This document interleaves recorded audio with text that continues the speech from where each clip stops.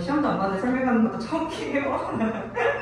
걱정이 좀 많으실 것 같아요. 단대가 이제 다른 과목보다 수학이 조금 유별난 걸로 유명을 한데 올해는 조금 더 유별난 것 같습니다. 그래서 저는 이렇게 진도를 나가는 학교는 또 처음 봤어요. 그래서 경우의 수 같은 경우에는 원래는 2학기에서도 그것도 마지막, 단대 같은 경우에는 다른 학교랑 진도를 또 다르게 나가다 보니까 사실상 저도 맨날 좀 그게 좀 고민이었어요. 얘는 이렇게 하면 나중에 확률화 통계 어떻게 공부하지?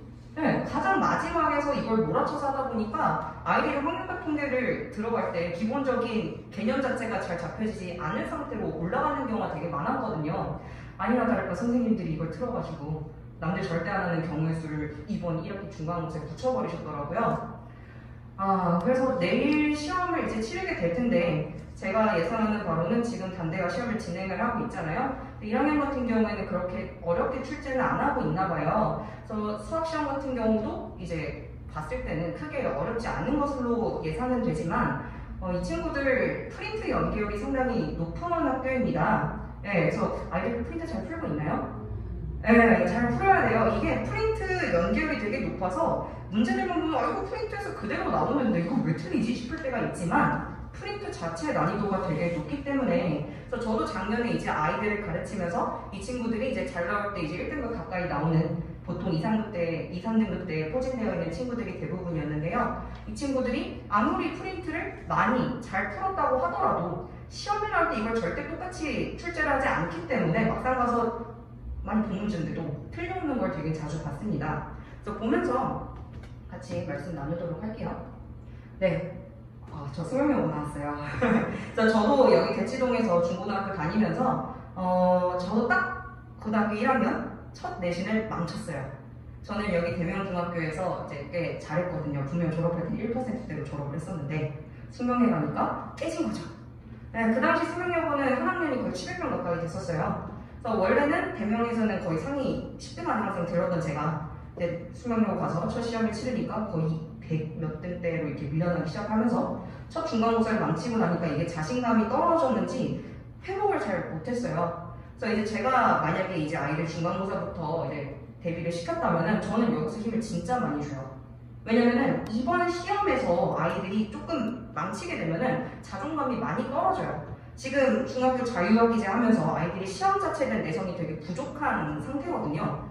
그런 상황에서 나는 조금 잘한다, 절대평가까지 했으니까 내가 조금 잘한다라고 생각했던 친구들이 막상 이제 고등학교 가서 줄세이를 쫙 하고 나니까 내가 예상했던 것보다 등급이 너무 안 나오는 거죠. 근데 그 상처가 회복되기가 되게 어려워요. 저 때도, 저 때도 제가 그걸 회복하는데 거의 2년 가까이 걸렸었고 결국에 내신으로는 그걸 회복을 하지 못한 상태에서 저는 결국에 정시로 갈 수밖에 없었어요. 근데 이 친구들은 지금 정시 기회도 되게 좁잖아요. 좀 확대가 되었다고 하더라도. 그래서 저는 이거를 회복시켜주는 게 되게 최우선이라고 생각을 합니다. 근데 단대 친구들은 그래도 회복할 여지가 있어요. 전략적으로 잘 들어가면 되거든요. 그래서 어떻게 하는지 같이 말씀 나눠볼게요. 방금 말씀드렸지만 일단 범위가 달라요. 그래서 범위가 달라서 당연히 출제의 의도도 바뀔 수밖에 없어요. 중간고사 같은 경우 솔직히 출제 의도 바뀔 만한 건 없었어요. 아니 경우수랑 엮으면 도대체 뭘 섞어요? 그쵸? 근데 이번 시험 같은 경우에는 이 친구들이 이제 복소수부터 2차 함수까지 첫 번째 파트 그리고 뒤에서 도형 파트 이제 나가게 될 거예요. 제가 작년에도 항상 어머님들한테 말씀드리는 게 있었는데 이제 식을 해석할 수 있는 여지가 되게 많아지게 됩니다. 이게 중요해요. 그래서 뭐 예를 들어서 보기 쉬운 걸로 갖고 와서 이번 시험 범위는 조금 아니지만 보시기에 되게 좋은 걸로 갖고 와봤어요.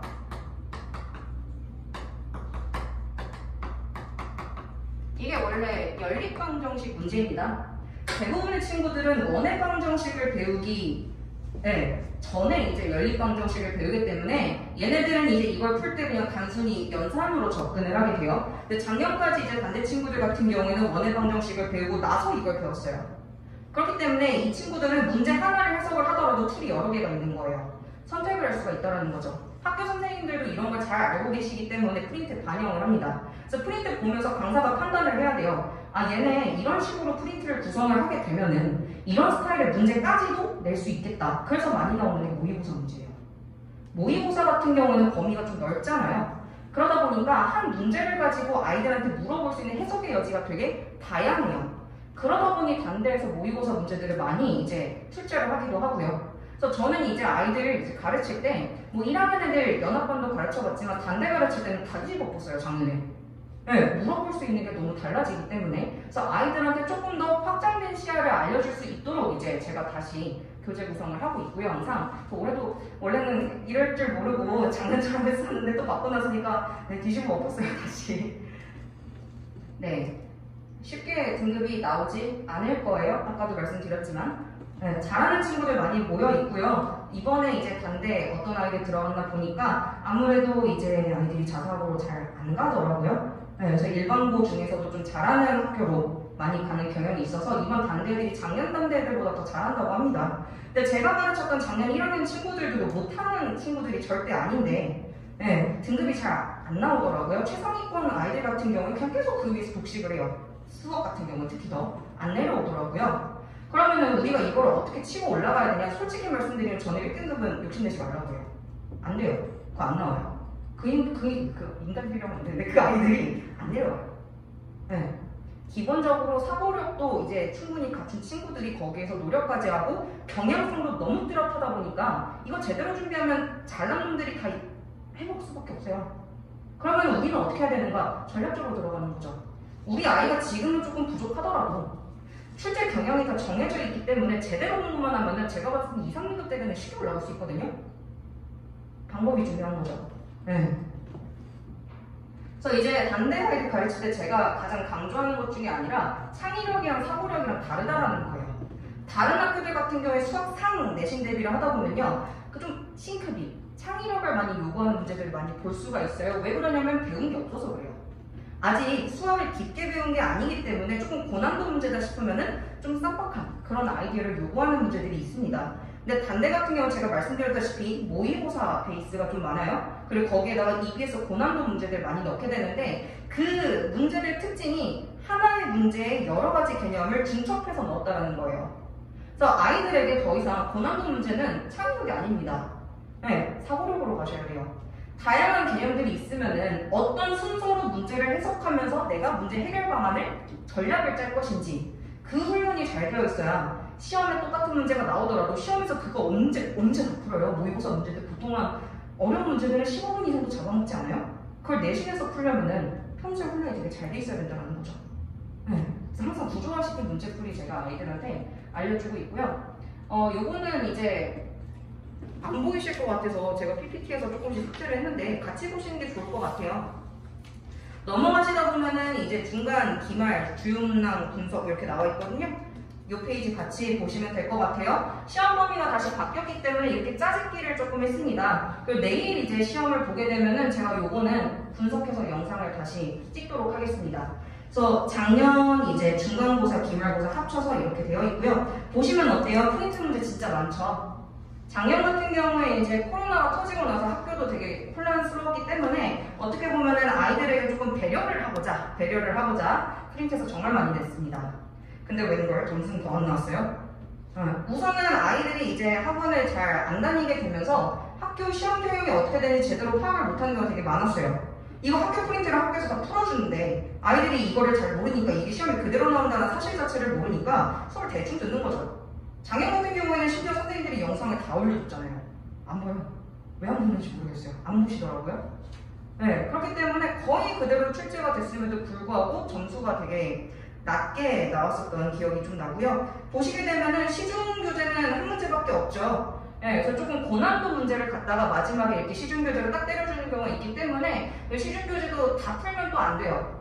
포인트가 될 수 있는 문제들만 이렇게 추려서 이렇게 풀어야 되는 거죠. 그래서 내가 뭐 내신고쟁이 끝냈어, 마플 교과서 끝냈어, 마플 시너지 끝냈어, 블랙라벨 끝냈어, 이거 언제 다 해요? 한 문제밖에 안 나오는데 많아봤자 두 문제밖에 안 나와요. 그래서 강사가 이걸 다 추려줘야 돼요. 니네 학교에서 이거 나올 수도 있다. 그동안에 보니까 이런 거 좀 나오겠더라. 이런 식으로 추려주지 않으면은 아이들이 공부해야 될 게 너무 많은 거죠. 만약에 이제 혼자 공부한다면 이런 건 솔직히 버리고 가야 되는 거예요. 이거 어떻게 적중을 시켜요, 본인이 혼자. 그쵸? 그리고 보시면 또 다른 특징이 서술형 문제 어때요? 전부 다 교과서죠. 제가 알기로 이번 중간고사에 이제 서술형은 없는 걸로 압니다. 네, 근데 이제 얘는 서술형을 내잖아요. 그럼 무조건 교과서예요. 무조건 교과서예요. 작년엔 특징이 이제 중간고사에 원래 이제 도형의 방정식이 들어갔는데 2번 같은 경우에는 네, 기말고사에 들어갈 거예요. 그래서 얘네가 그동안에는 이런 증명 문제를 낸 적이 없어요. 거꾸로 들었네요. 증명 문제가 나온 적이 없어요. 근데 분명히 얘네 서술형 문제는 다 교과서에서 나왔거든요. 보시면 뭐 예제라든지 중단원 마무리하기라든지 이미 다 알려줬어요. 그럼 사실 이것도 공부했어야 되는 거예요. 근데 되게 기본적인 증명인데도 제대로 써온 놈이 하나도 없었어요. 물론 저희 아이들은 조금 해오긴 했습니다. 네, 워낙 중요하고 기본이 되는 증명이기 때문에 당연히 공부를 해야 되는 내용이고 이 친구들 서술형이 나온다라고 하면은 이제 이런 파트에서 나온다라는 게 이미 예고가 되어 있기 때문에 대비를 시키면 돼요. 어렵지도 않아요. 시험 직전에 가서 해도 충분하거든요. 근데 이거조차 잘 안 하게 된다는 거죠. 너무 프린트에서 많이 나온다 생각을 하고 고난도에 치중되어서 이제 연습을 하게 되니까. 네. 그래서 뒤에 보시면은 이제 제가 유형별로 좀 정리를 해놨어요. 그래서 이제 여기 이 페이지 보시면 될 것 같고요. 이제 첫 번째 문제 같은 경우에는 연계가 좀 안 됐었던 문제입니다. 그래서 2020년 1학기 기말고사 객관식 4번 이 문제는요. 안 풀어보면 접근을 못해요. 단대 선생님들이 정수론을 조금 선호를 하십니다.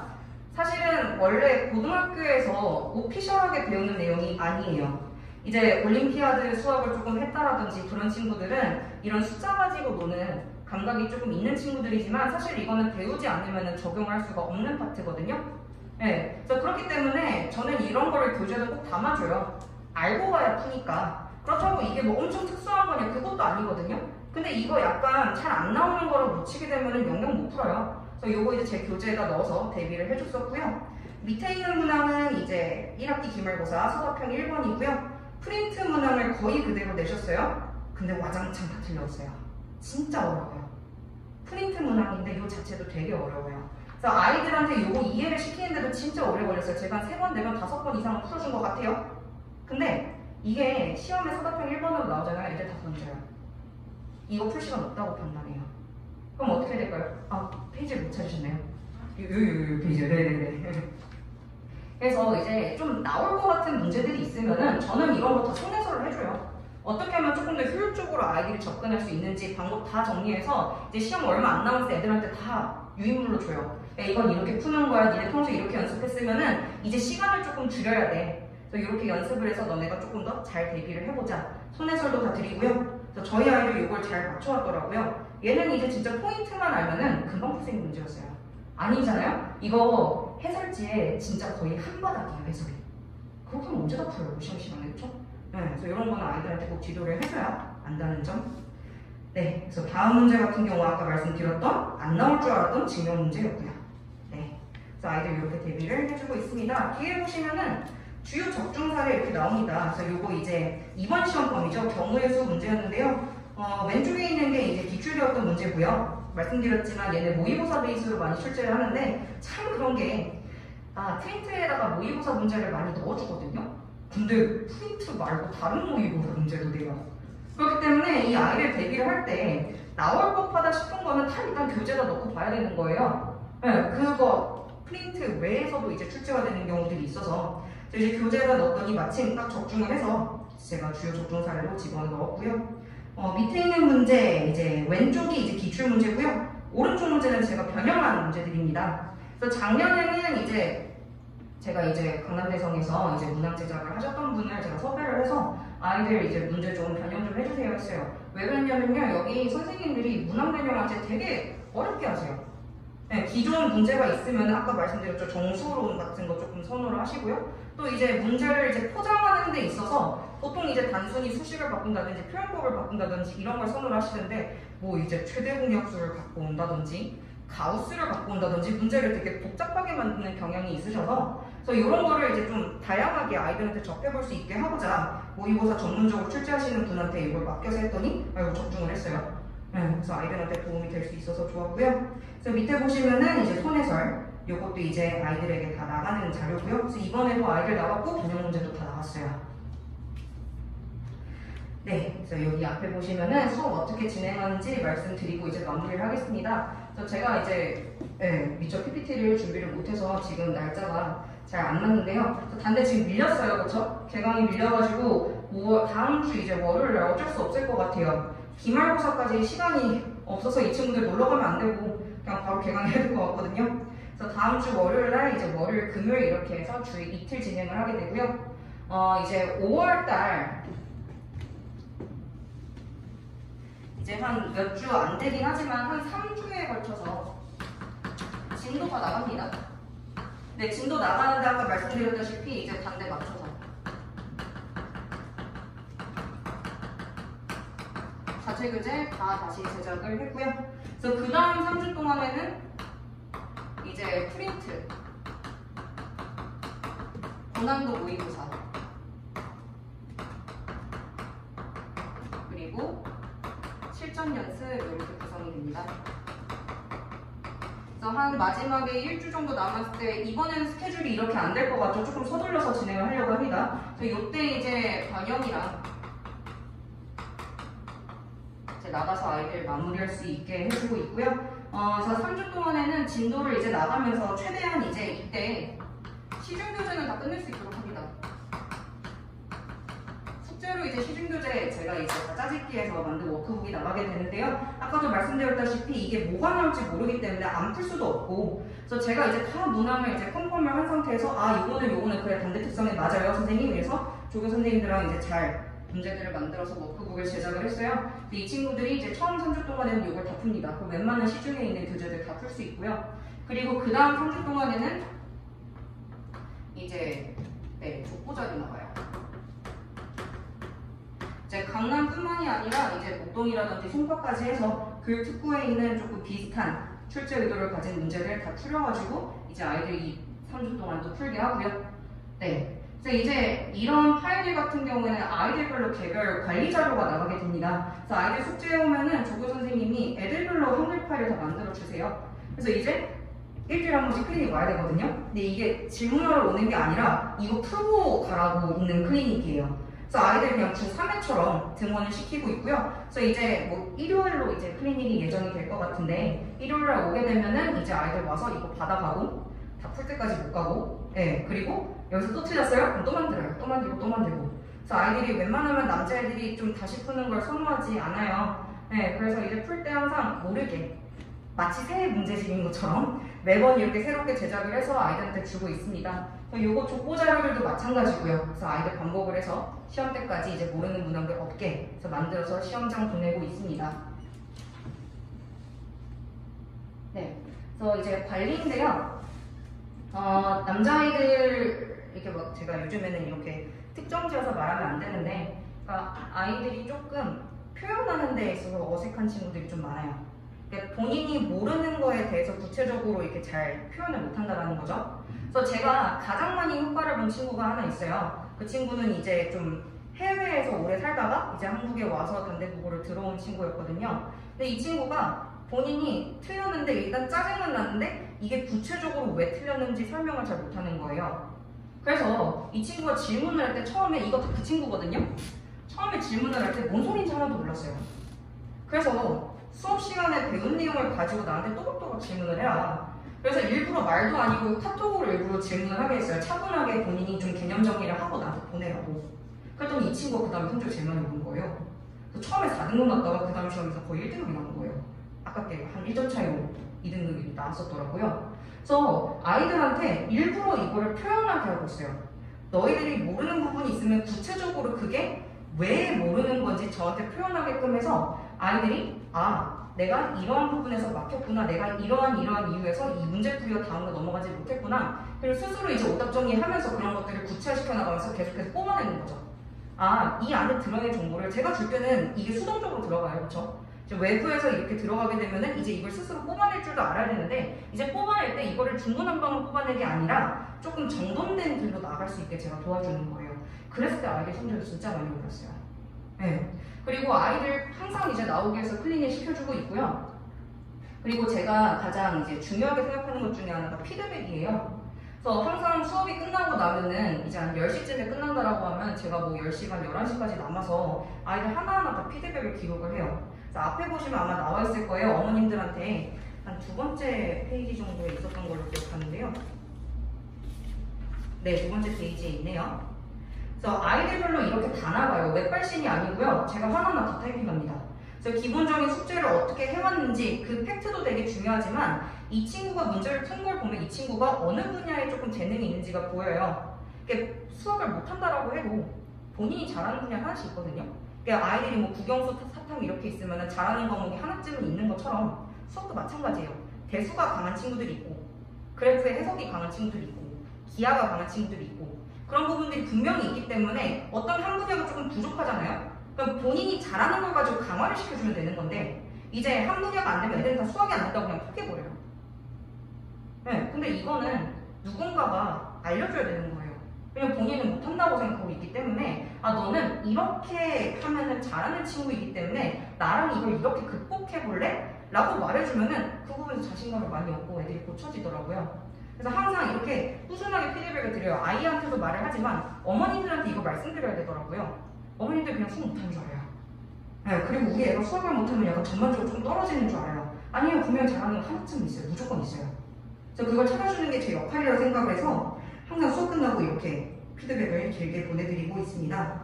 네, 이렇게 해서 기본적인 단대 네, 이제 수업 어떻게 하는지에 대한 전반적인 설명을 드렸고요. 시험을 보지 않은 상황이기 때문에 제가 조금 더 말씀드리고 싶은 게 있었는데 좀 아쉬워요. 그래서 제가 내일 시험지를 받는 대로 다시 영상을 찍어보려고 합니다. 그래서 영상 보시고 이제 제가 이렇게 꼼꼼하게 아이들 뭐 A부터 Z까지 꼼꼼하게 관리를 해서 시험장에 항상 보내고 있으니까 믿고 맡겨주시면 감사드리겠습니다. 네, 여기서 마치겠습니다. 감사합니다.